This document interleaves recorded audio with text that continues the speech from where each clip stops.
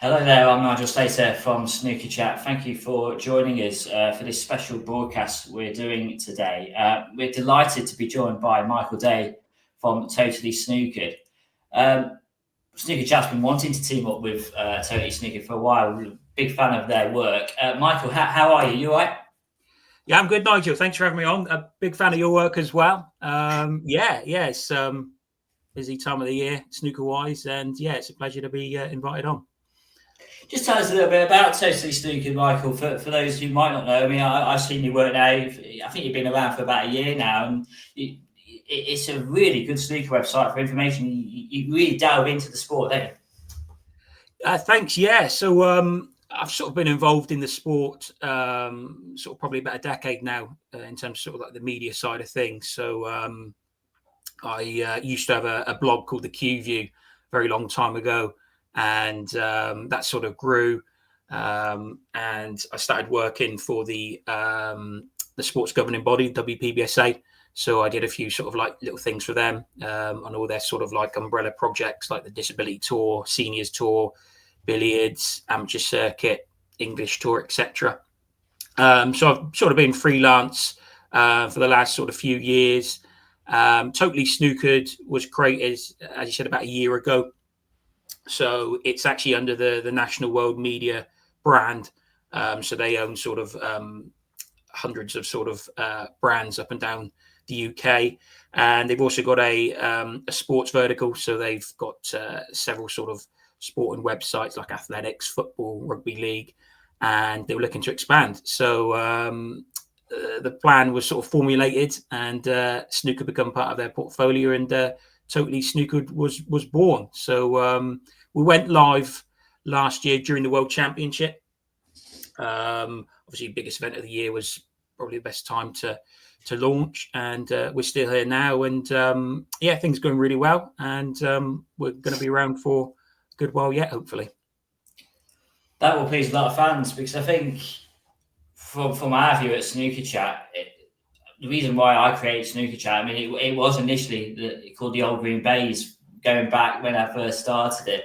And then I've just turned it into a more social media thing, really. But there isn't actually many websites dedicated to snooker, just snooker itself. I speak to Snooker HQ quite a lot, and obviously yourselves. But in terms of snooker journalism, there isn't many websites just dedicated to the sport themselves. Is that something why Totally Snooker came on board, do you think? Yeah, no, it's a really good point you make. I mean, when I started with the Q View, that was just like a side project besides my sort of normal work. So it was just an evening thing, and my aim was sort of really to focus on, it was all Q sports really. So American pool, English pool, Chinese 8-ball, billiards. But as you say, there weren't actually many sort of Q sports / snooker specific sites. What David Caulfield's doing with Snooker HQ, he's been doing that for 12, 13 years, is amazing. Fantastic work. And obviously there are, really good subsections of other sites. For example, what, Phil Haig does at the Metro with snooker, I think, absolutely incredible. Eurosport, or TNT Sports as it is now in the UK, they cover snooker really well. But as you say, in terms of sort of like independent snooker journalism, there isn't a great deal out there. And I know Dave Hendon was talking on his podcast earlier this week, saying about how the media landscape has changed. So it's the aim is to supply the snooker community with sort of the latest news and debates and You get good feedback from Facebook, don't you? A lot of your posts get a lot of interaction, a lot of likes, and a lot of comments as well. So that side of it's going really well for you, isn't it? Oh, sorry. Can you say that again, Nigel? Sorry. No worries. You get a lot of traction on Facebook, don't you? Your Facebook posts seem to do really well. Yes. Yeah. So, like I say, that's kind of a legacy from the Q View.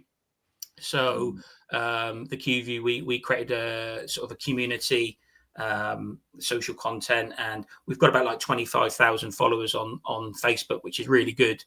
And that's an actual page as well, not like a group. So it's all organic, and there's good sort of like engagement between us and the fans as well. So yeah, a lot. We've got a nice outlet in terms of our Facebook page. That just goes to show, just on what you just yourself there, 25,000. That just shows you that there is interest in snooker. You do hear conversations about snooker. Is it a sport and all this? And I hate to hear them conversations really, because it is a sport, and there is a lot of interest. And I always get a bit disappointed when people say, "Oh, snooker." It's a bit of an old man's game or stuff like that, it's not really a proper sport. And I look at, if that was the case, then why is there so many news articles about it? Why is it the World Championship is packed out every year and you can't even get a ticket at one place? There is a lot of interest in snooker globally, isn't there? Yeah, I think you look at the TV figures. Snooker is bucking the trend in terms of sort of linear TV. The figures are going up, if anything. And I believe as well at UK events, the actual live attendance is doing really well as too.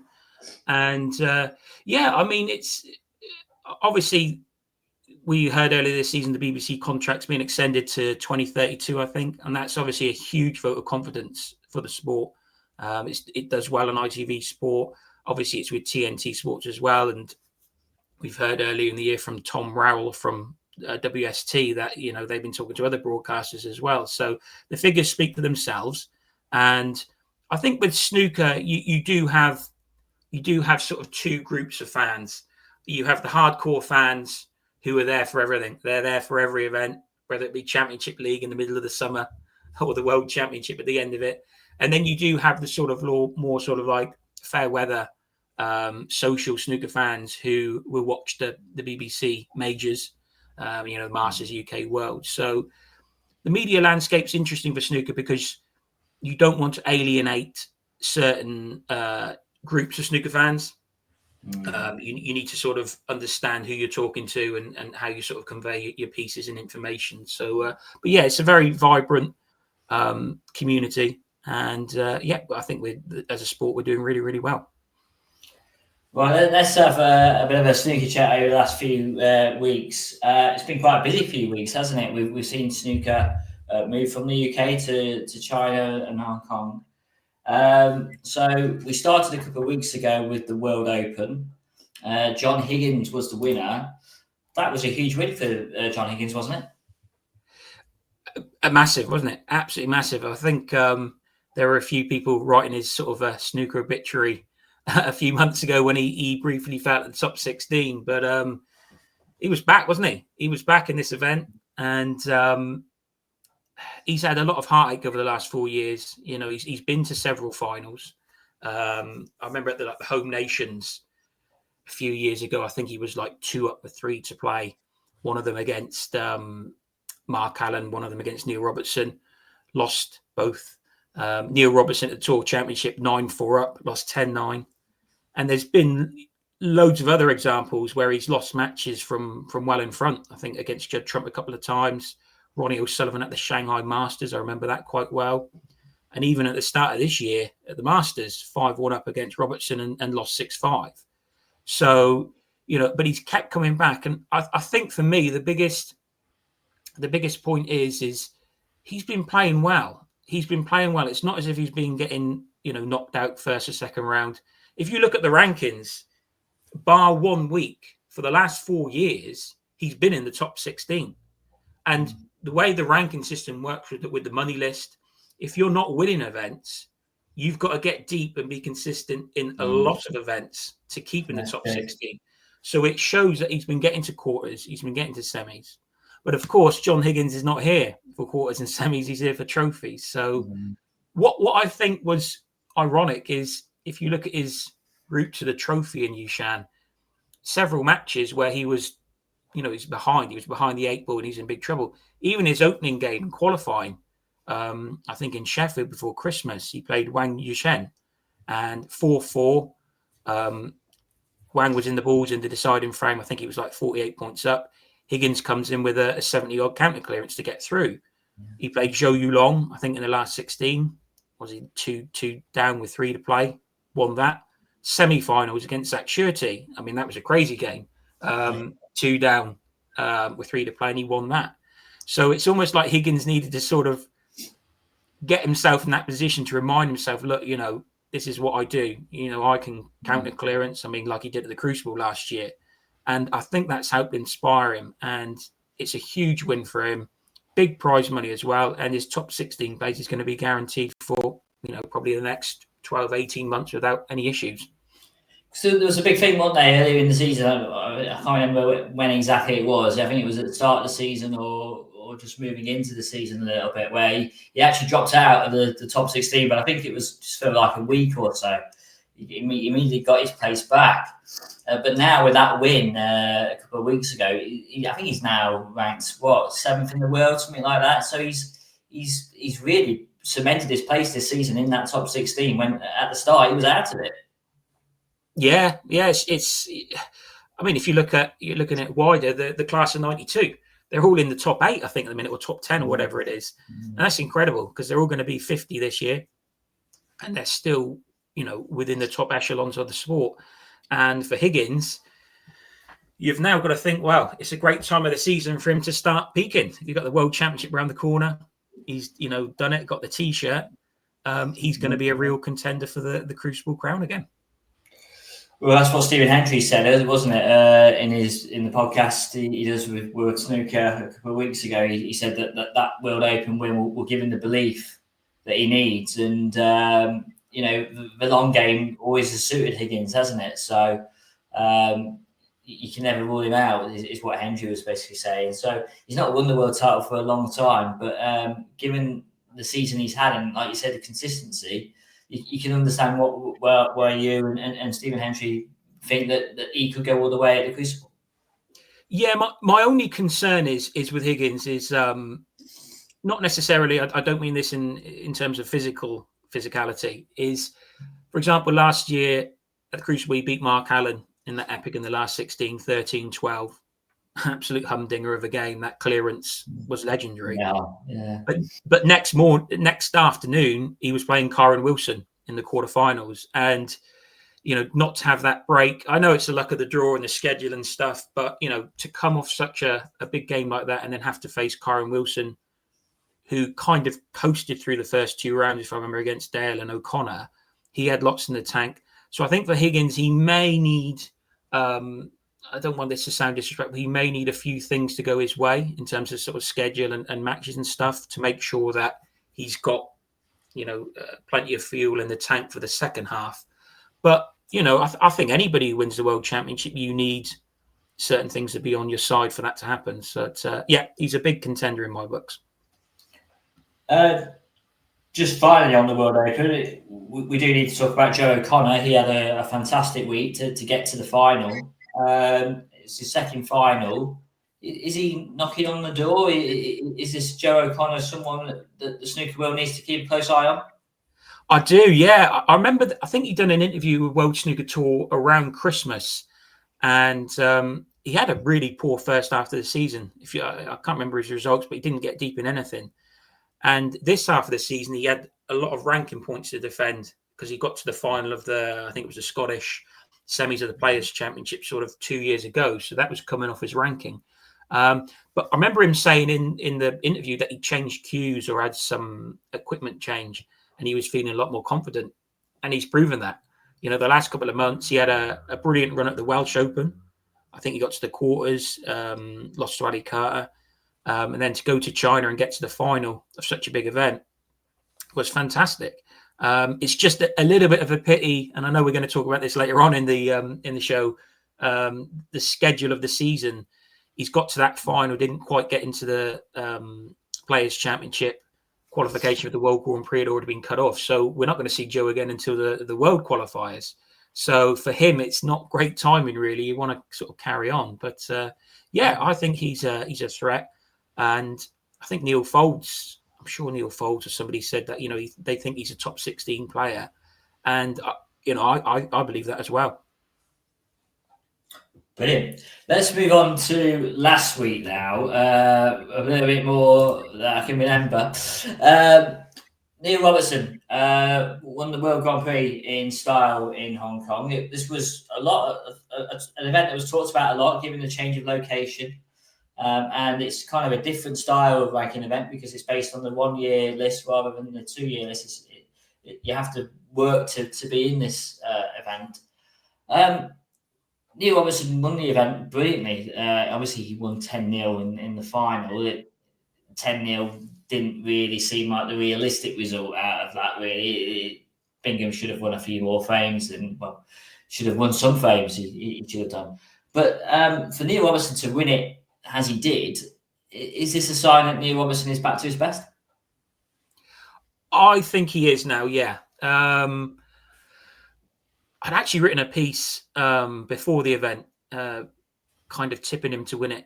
And that obviously happened. But I did write in that I didn't feel as if Robertson was completely at his best. He obviously won the English Open earlier in the year, which ended, a 2-year wait for a title. But I still didn't feel that he was quite on it. And obviously he was still at top 16. So that kind of proves itself. But during the event, I think he's back, or he's very close to being 100%. And for me, it was the way he come back against Sean Murphy in the semi-finals. And that deciding frame, one shot for me told me that he was back. He had a long blue. I don't know if you remember it, Nigel, but he was like 60 points up and there was still just enough on the table. But the Reds were in, good positions. Yeah. And he was looking at playing safe, perhaps putting a colour safe or something like that. He took on this long blue, and instead of sort of hedging his bets and leaving the cue ball further up the table, he slammed the blue into the corner pocket, screwed back, and won the frame, made a century or whatever. And for me, just that one shot proved that he was confident. There was no sort of defensive ideas there. We know with Robertson, he can sometimes go into his shell, but there was none of that in that game or that tournament. And he's now equipped with a new ferrule. I believe he's gone over to titanium. He's very happy with that. He's talked, confidently, a little bit like Joe O'Connor, really. If you're confident and feeling happy with your equipment.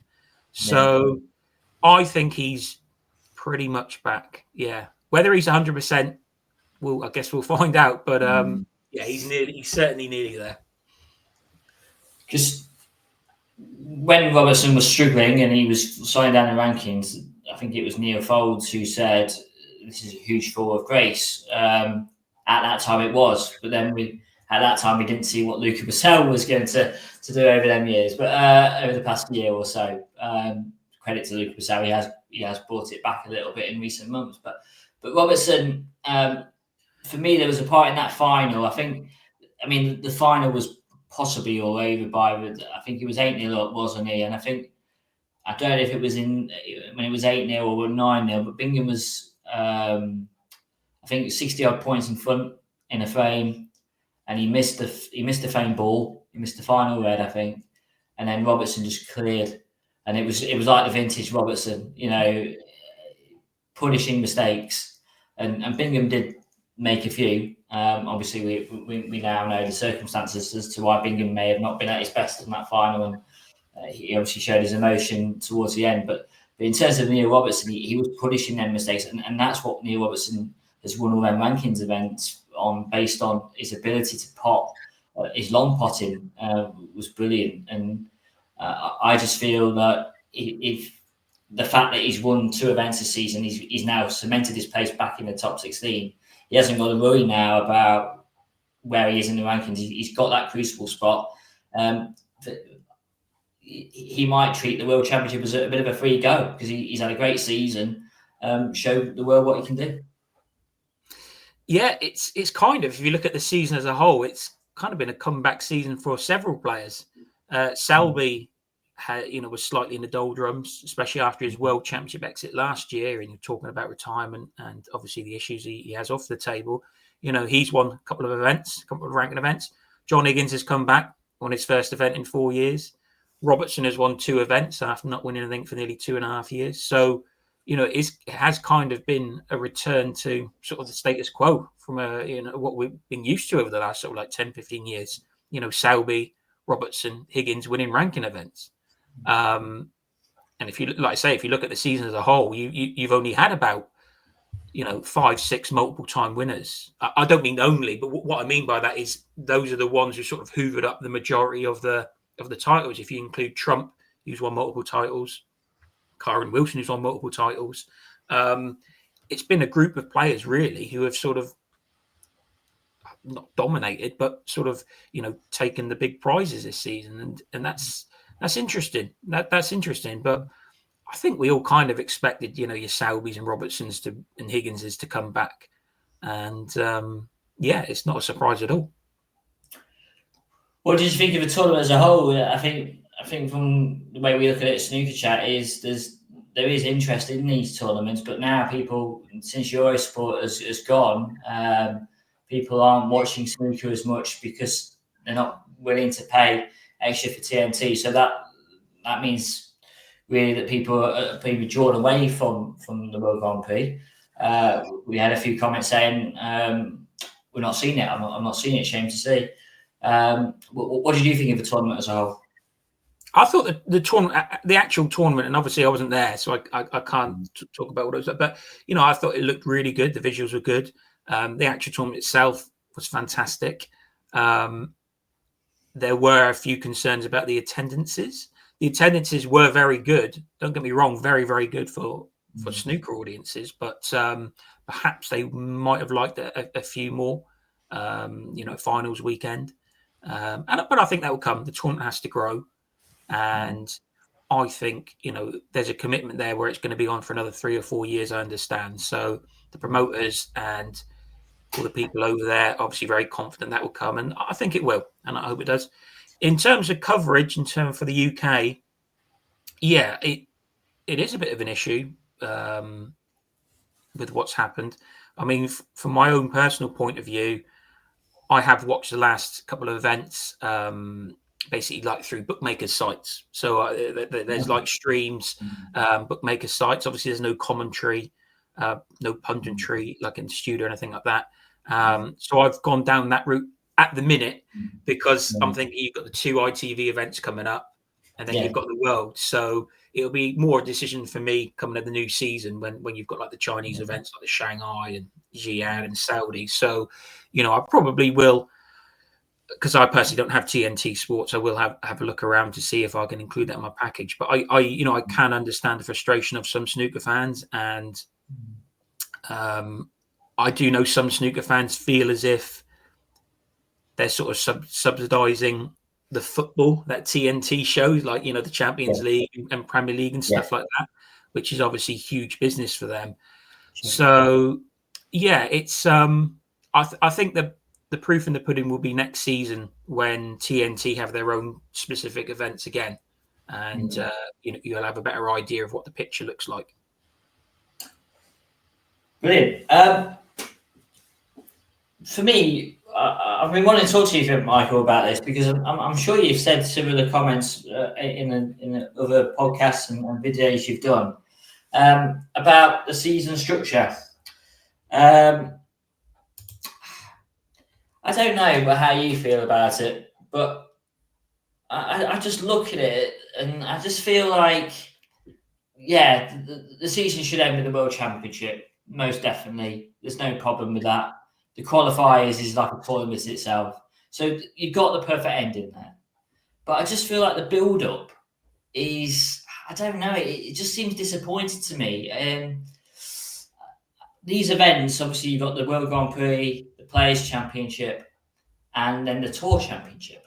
They are a bit of a closed window. They're only available to players who have, obviously, fair play to them.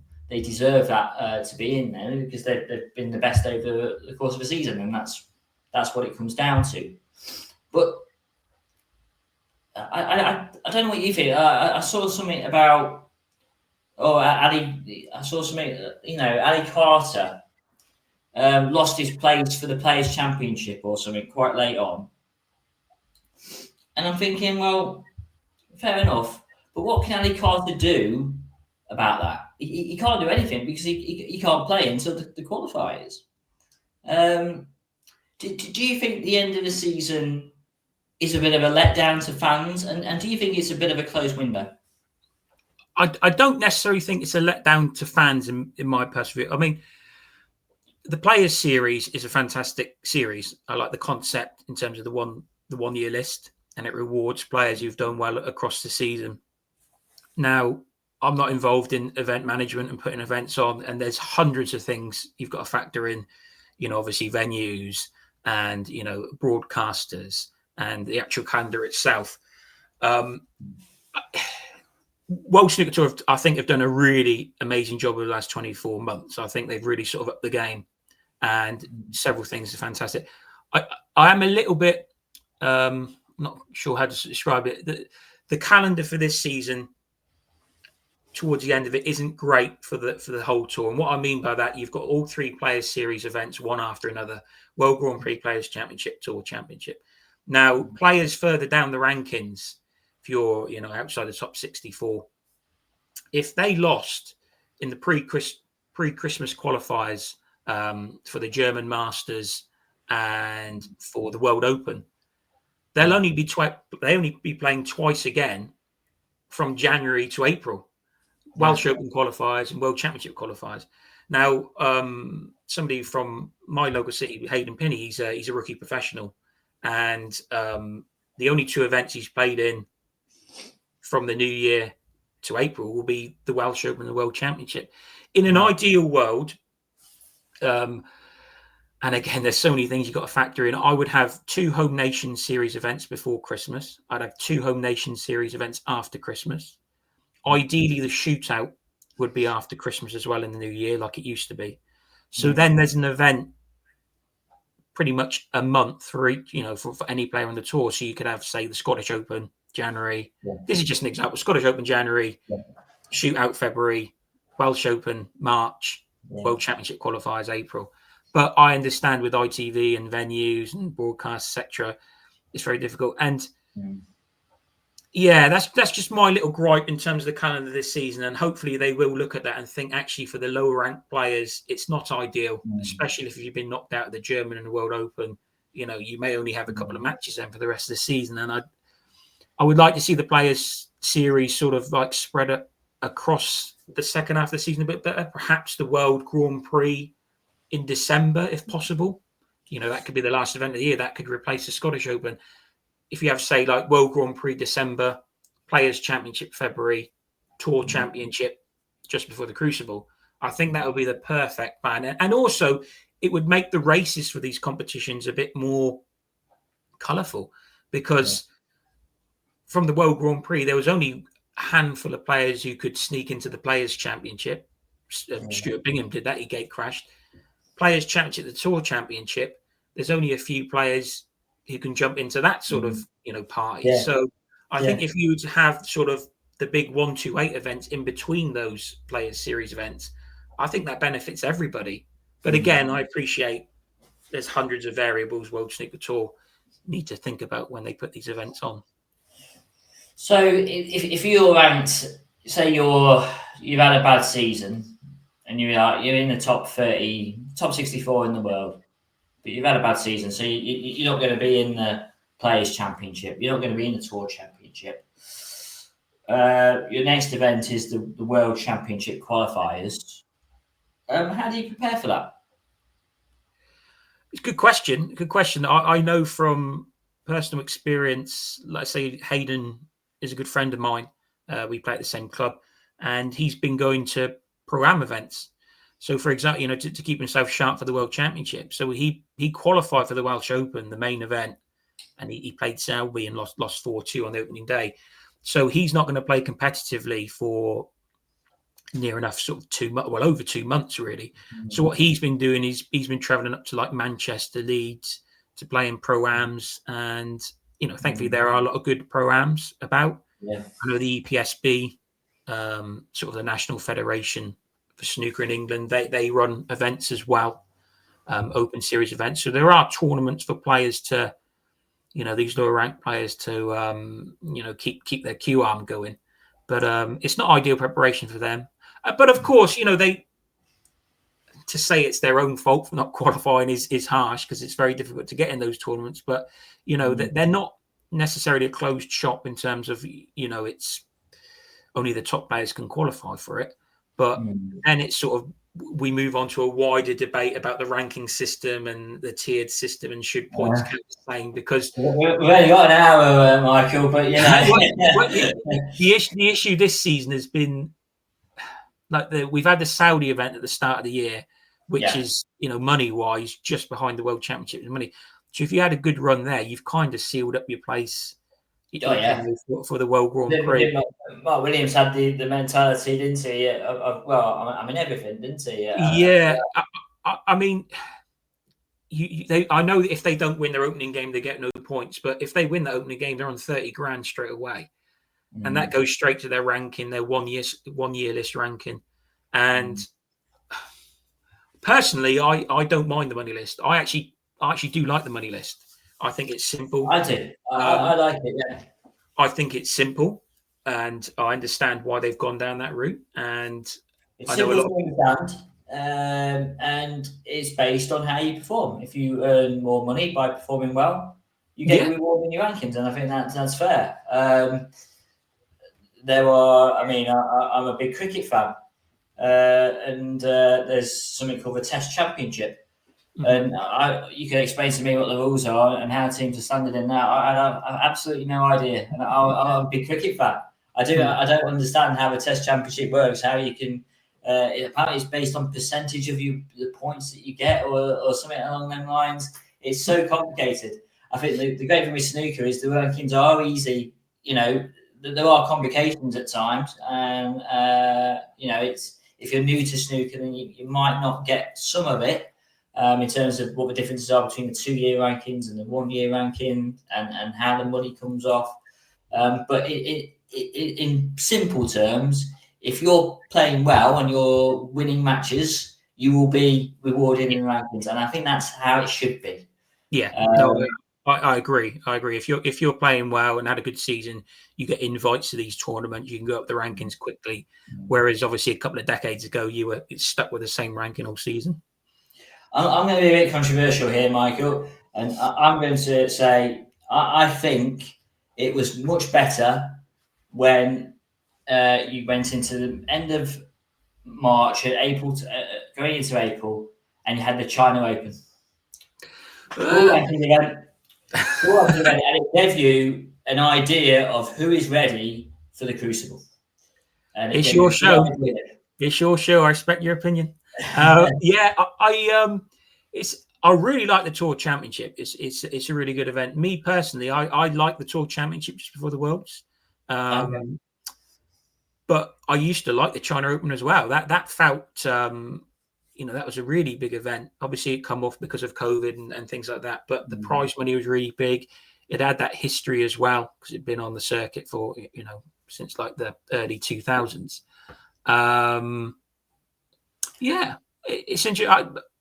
Because I tell you why I like the China Open, and the reason why it stuck with me is because it's a completely different tournament to the World Championship. You got to go to China, and it was a test. And you're thinking the players are going to play in it because the World Championship's 2 weeks away. It's good preparation, and you had, I think it was 2011. Snooker fans will correct me on this. I think it was 2011. Judd Trump won the China Open, and it was his breakthrough win. And what happened was he played Neil Robertson in the Crucible first round. Robertson was defending champion, and the momentum carried Trump to what was an unbelievable World Championship tournament for him.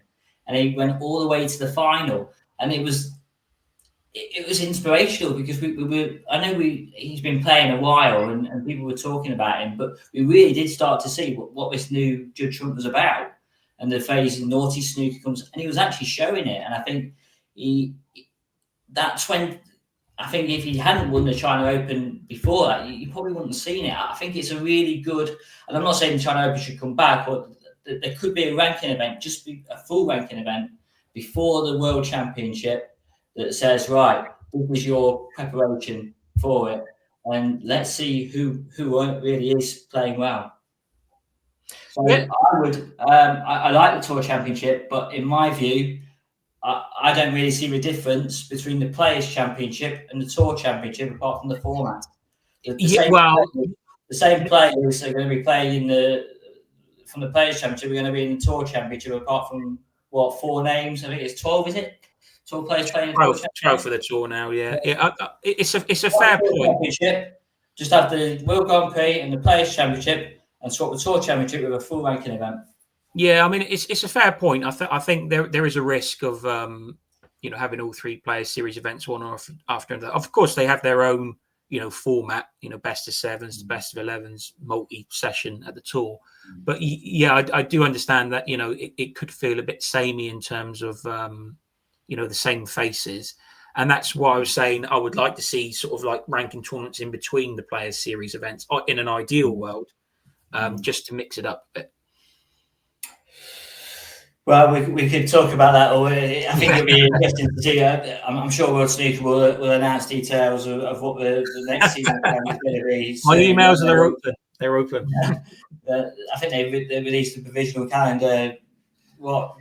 It's usually this time of year, isn't it? They release what events are coming up towards the end of this year and moving on. So it'll be interesting to see what the provisional calendar looks like. I don't believe it's been announced yet. So.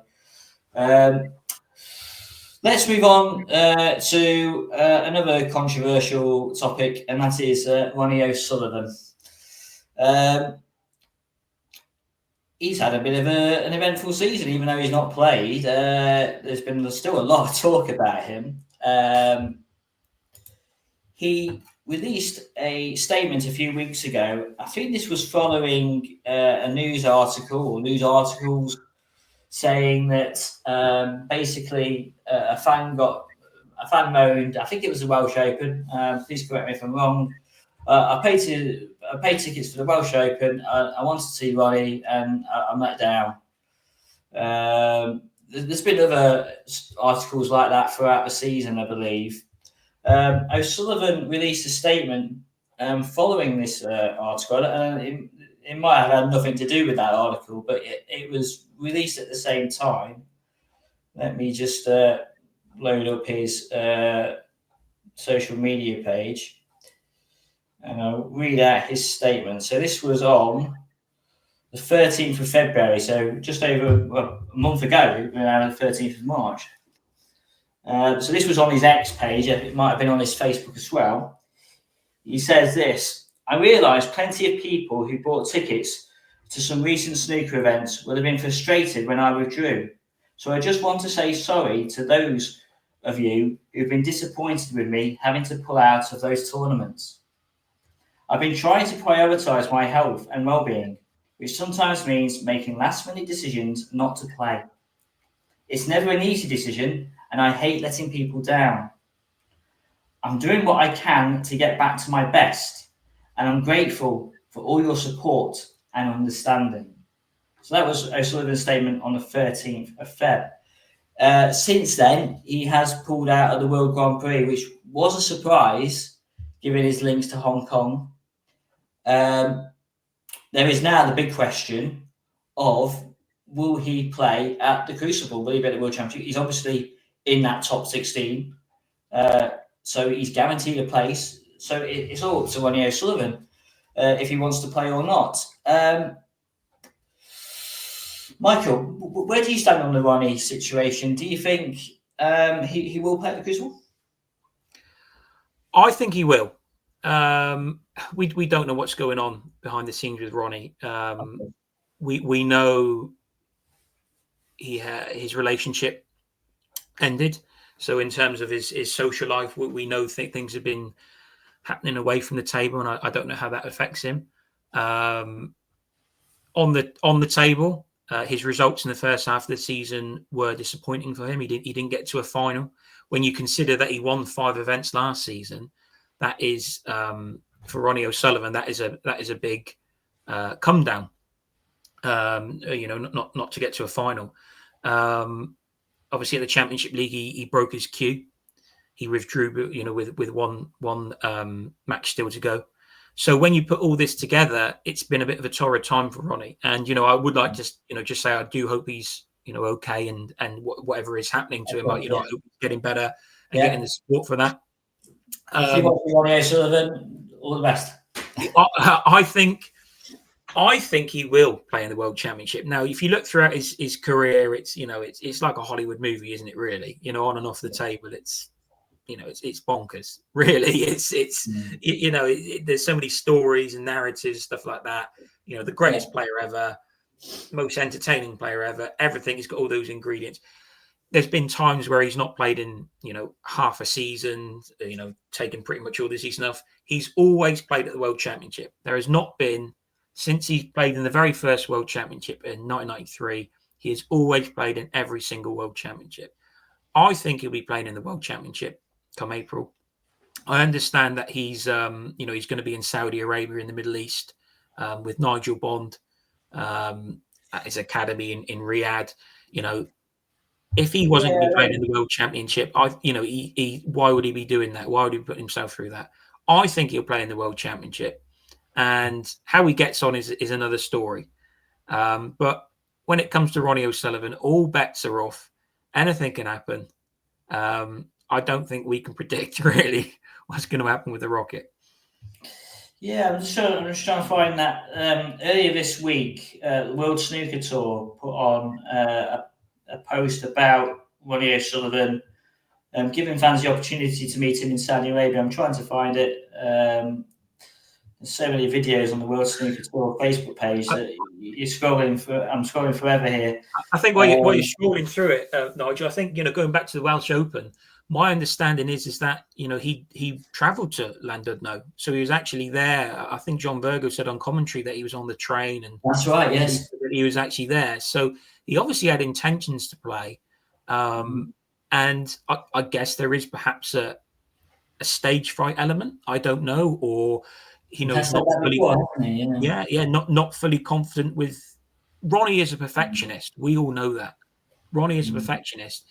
He's using a new cue, or his old cue's being refurbished. I don't know what the situation is.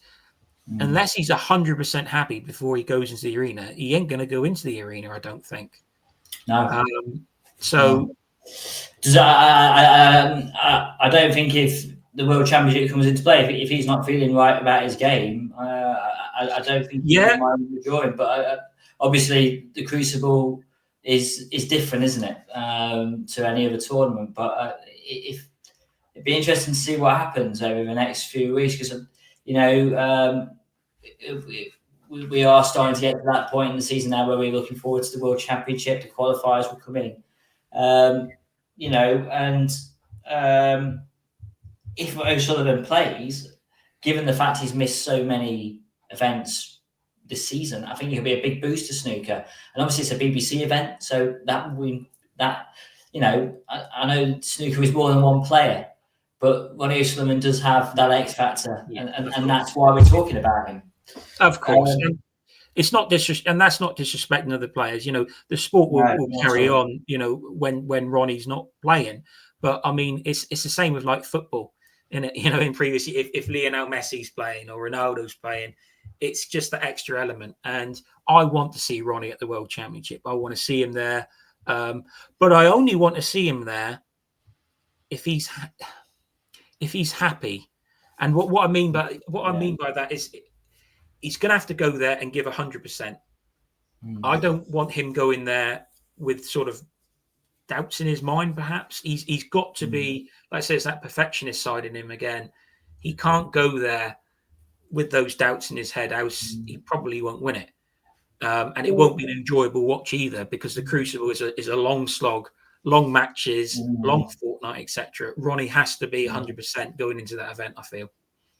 Well, the World Snooker Tour have possibly given a clue about Ronnie O'Sullivan's anticipation at the Crucible.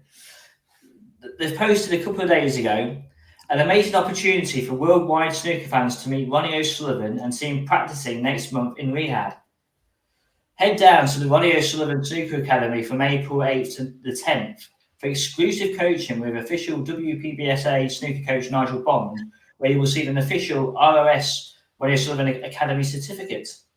Not only that, but you join a Q&A with O'Sullivan himself as well as watching him practice. What would he be practicing for? Well, exactly. I think, of course, he's got obligations with Saudi Arabia. The sponsorship or deals he signed with them, the Ronnie O'Sullivan Academy. So he does have obligations to probably do things like this. But as you say, the way World Snooker Tour worded that is kind of suggestive that they think, or he's indicated that he'll play in the World Championship. What would be interesting to see is, obviously, because the World Championship is a long slog in terms of the qualifying, it's a tiered system.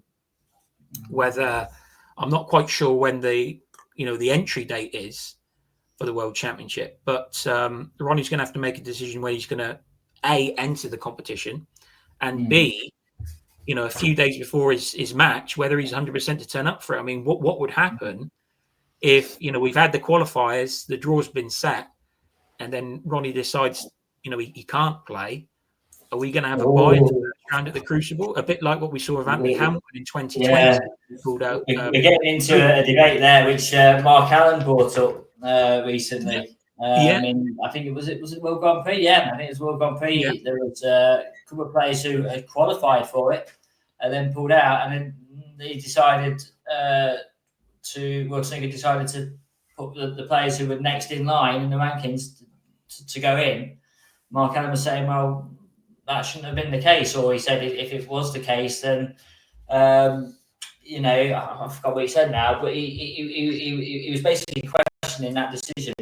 Yeah, I kind of disagree with Mark. I respect him completely, but I think in terms of promoters, event, TV, audience, etc., if you can avoid a buys and withdrawals and stuff like that, you've got to replace players. But of course, the World Championship is different to the World Grand Prix because the World Championship has a tiered system. So the event starts as soon as the very first qualifying round starts. And as soon as that starts, you can't change anything else because it's like a knock-on effect. It's like a chain of events. Whereas the World Grand Prix, it was a flat 32-player draw and a ball hadn't been hit. So I've got no issue with the next player. And it happens in other sports, doesn't it? I mean, it would happen in Wimbledon, if a player withdraws, it's happened in other sports where you have like lucky losers. So, it's we're in the entertainment business, snooker. You're putting on matches and shows. So if you can, you replace the players. That's it. That's the point I'm getting at Mark Allen. He said, just to clarify that point we were making about what he said, Allen had posted on X, he quote tweeted Phil Hay, who had just reported about that Stephen Maguire withdrew. And Allen quote tweeted and said, nothing against Ben or Hossein, Ben Wollaston, Hossein Rafai, but really don't agree with guys being replaced by those who have technically failed to qualify. This is for the World Grand Prix. Imagine number 17 doesn't qualify for Sheffield, the Crucible. A top 16 player withdraws. Does 17 ranked player get back in next in line? Both Ronnie and Mags have earned their 10K. And then Alan wanted to clarify when we retweeted his point. He said, or if you want to correct everything I said on the matter, you'd like to include where if they must have replacements, they should get prize money, but no ranking points. That's related to the World Grand Prix, not the World Championship. Yeah, no, but that's a fair point. I think what Mark's saying there, I think that's a very fair point. That whether the ranking points should, be included. But then what happens if Hossein wins the event? Does he get in the Champion of Champions, for example? Does that count for that qualification? And I mean, Hossein got to the quarters. Remember, he got some good ranking points from Hong Kong. It's interesting. I think what World Snooker Tour have done is spot on. I think they've handled it well. I think the rules they have in place, I think, are spot on personally. Well, we'll wait to see what Ronnie O'Sullivan does. I'm sure like all the snooker world. I'll just say, Nigel, just to say, look, when it comes to Ronnie again, all bets are off. He's had a poor season, troubles off the table.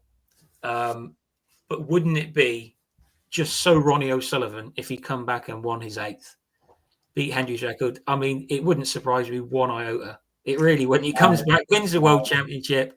Let's be honest.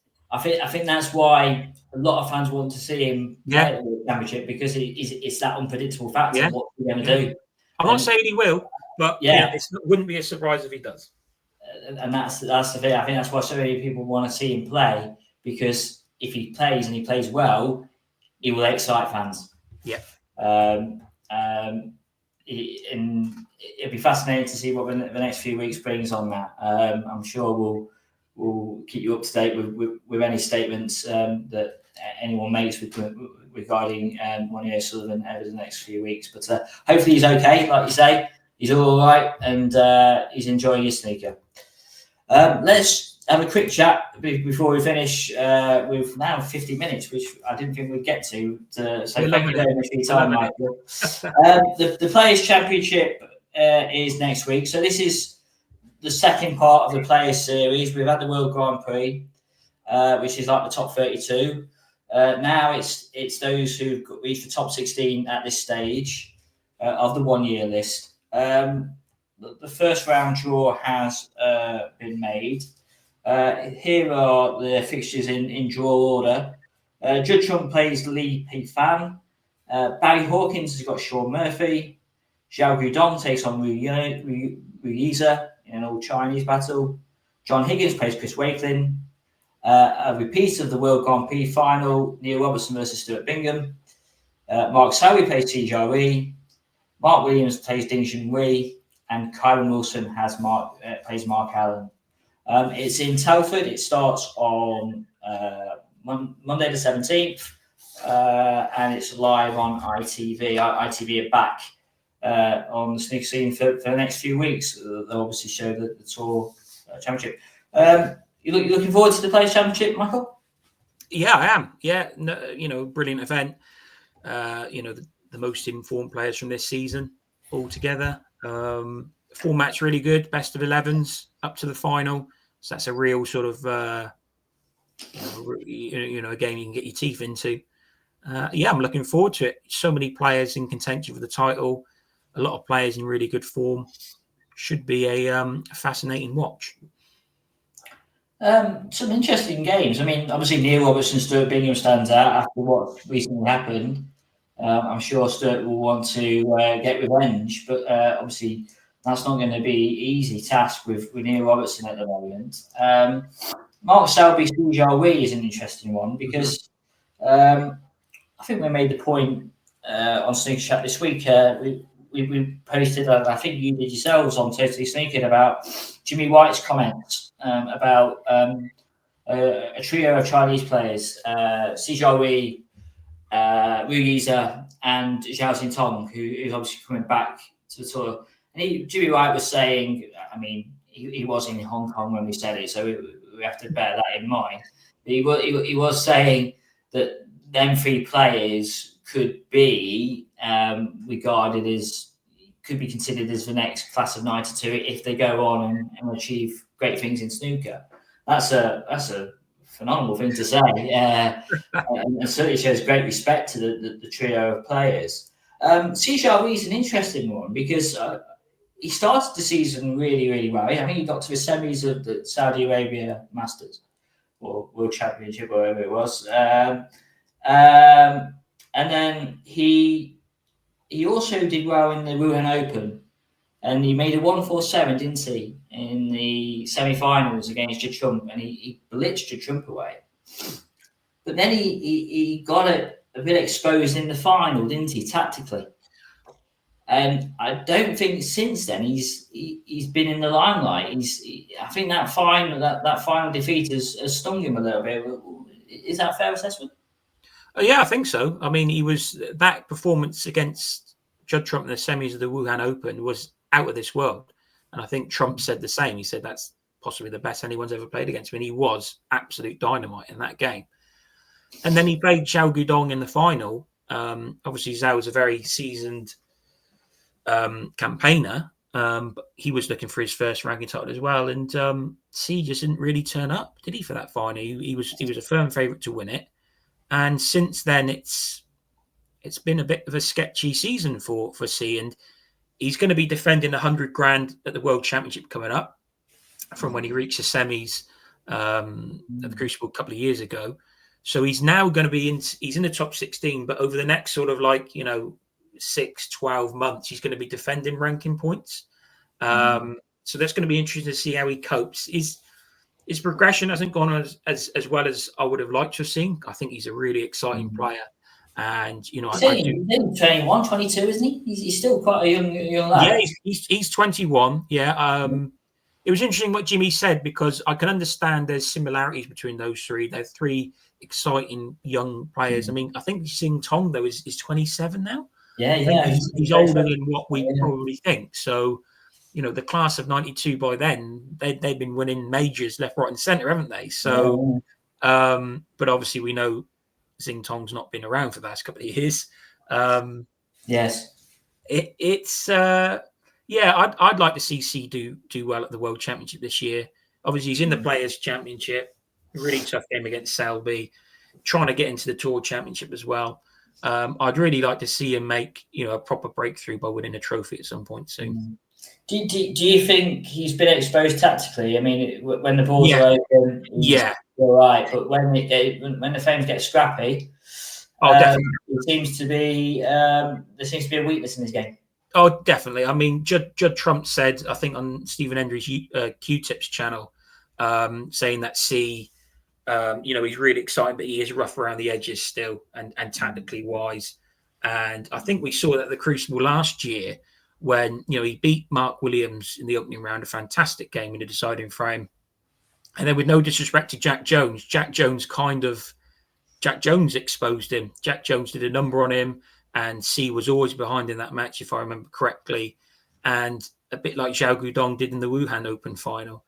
And C, he also lost, I think he lost to Zach Shirty in the World Open qualifying opening round. I think he lost 5-0.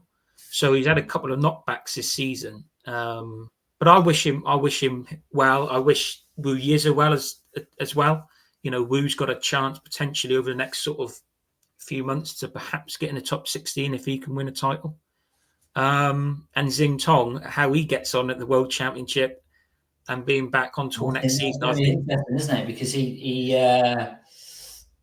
played in the UK Championship, didn't he? And he got through VM qualifiers. But obviously, that was a best out of 11 situation. Yeah, I think we need to perhaps be a little bit careful with the way we talk about Zhao Xing Tong coming back on the circuit, because obviously, he was involved in that. What happened. He wasn't actually involved in match fixing himself, from what the inquiry said and everything that. But he was part of what happened. But I am excited to see him back. I can't lie about that. He's an exciting player. And we saw that at the UK Championship be coming through 4 qualifying rounds. It'd be interesting to see if it was in time. And, like you say, we have to be careful. We have to understand the context of why he was away. And that will never go away, really. And there are going to be fans who don't trust him or don't want to watch him because of their links. And unfortunately, that's the way it is. The only person who can stop that is Zhao Xing Tong by playing really good snooker and trying to well back the fans. But there will be those who will be put off by what's happened. But it'll be interesting from a rankings point of view, because he will start on 0. And we all know the talent he's got. How quickly does he climb these rankings? And I think that'll be fascinating, because we did see in the UK Championship, he got through the qualifiers, and I think he got through pretty comfortably, really. I don't think he was put on too much pressure. And first round against Sean Murphy. Yeah. Murphy had to work hard to win that first round match. I think it was a 6-5, wasn't it? Well, you say that he'll start on 0 points, but if I'm correct, if he was to do well in the World Championship, if he was to do like really sillily well, if he was to get to like the semis or final, I think those points he could technically get himself into the top 64, even though he's not got a tour card. Because I think something similar happened to James Cahill a few years ago when he had his run. Just putting it out there, if Zhao was to go on a crazy one at the Worlds and got to the final or whatever, I'm sure that those points would be enough to get him to the top 64 in the rankings, even though he's an amateur, competing as an amateur at the minute. But isn't he's already got his place secured, hasn't he? Because he has, yeah, he's already got his place secured. But I need to check on the rules on that. But if he was to say win the world championship, I think he would have a world ranking from the points he accrued from that event, because he'd be in the top 64. Because players can qualify via the 1 year list. Yes, for a top-up player. Yes, of course. So like Dylan Emery, for example, this year he's got a lot of points as an amateur. Yeah. So just putting it out there, that's a little sub narrative. Other good games, Mark Williams, Dean Wee. That's a standout, isn't it? I think they played at the Masters, didn't they? Yeah, I think that. It seems to ring a bell. Ding, when he turns up, Dean Wee's still a very handful, isn't he? And Mark Williams, I mean, it's a shame that's the first round game, really, because it is. Yeah, it's two brilliant players. To see their players really go on. And Judd Trump, he's had a bit of a quiet time, hasn't he, lately? But we all know Trump is. He did say he's going to miss a couple of tournaments. I think the Welsh Open was one of them, because he doesn't want to be burned out for the Crucible. So, Lee Pei Fan, I should say, he's on after his amazing win at the Scottish Open. It's amazing. He's won a ranking event, and there's no guarantee he's going to be at the Crucible, which is incredible, really. But Barry Hawkins, Sean Murphy, them two players have had a really good season, haven't they? Yeah, I keep expecting Murphy to follow up his Masters win, and I think he's the last couple of ranking events he's just bumped into somebody who's been on crazy form, like Joe O'Connor at the World Open. He just went on a mad one. I think he had like 3 centuries. Neil Robertson in the semis of the World Grand Prix. So Murphy is still banging form, hitting 147s, etc. He's a serious contender for all the remaining titles this season. Who's your tip to win it? What, the Players' Championship? Yeah. Oh, you're putting me on the spot here. I'll go for Murphy. I'll go for Murphy. I mean, there's going to be no easy draws, is there, in events like this? But, he's playing well. I think, let's go Sean Murphy. I mean, he's won this event before. Won the Masters, obviously, which is kind of very similar to this event in terms of 16 players, best of 11s and stuff. So, I'll go for the Magician. I'll put you on the spot. I will go with Mark Selby. Okay. I think Selby is. It's great to see Selby back. Well, he's broken his ITV curse now, hasn't he? Yeah. He won the British Open, so I just think Selby's just got it back a little bit. I don't think he'll win the World Championship, but I think for an event like this, I think he'll be really good. So I'll tip Mark Selby to win. Potentially a quarter-final with Neil Robertson. I think that would be quite good if Neil Robertson beats Stuart Bingham again.